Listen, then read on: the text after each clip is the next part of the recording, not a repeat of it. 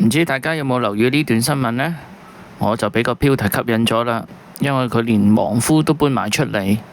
咁網民對呢單新聞反應都好熱烈，有成180幾個留言。咁我哋先睇下呢單新聞講咩，再睇下網民嘅智慧留言。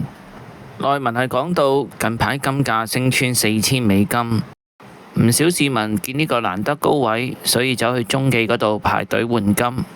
記者訪問其中一個排隊攞籌嘅老婦，62歲嘅黃女士，問佢點解會過嚟換金。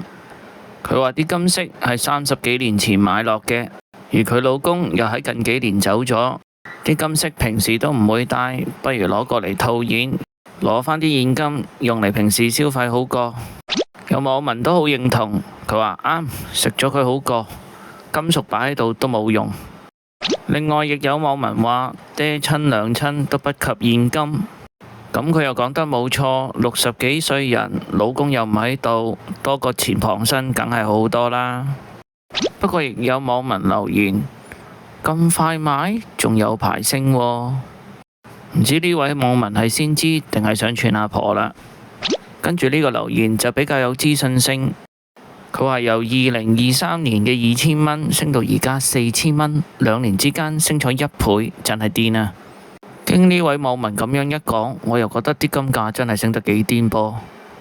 跟住就有網民翻舊賬，之前買隻3公斤金套，嗰個真係人算不如天算啦。之後有網民贈慶話，唔知佢相差咗幾多錢呢？不過亦有網民出嚟安慰，可能佢轉咗炒比特幣呢。經呢幾個網民講一講，甚至有網民抄返當年買金套嗰張相。睇返 cap 圖，嗰隻金套可以賣到成200幾萬，我都好想知，如果當日個主人唔賣，唔知呢隻金套今日又可以賣到幾多錢呢？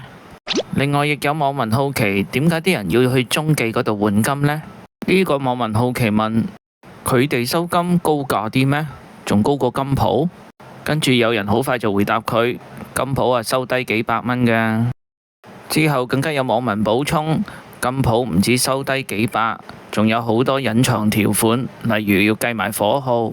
另一個就咁講，佢哋係金廠，我哋賣出嘅價係佢哋嘅原料價，佢哋係冇乜損失。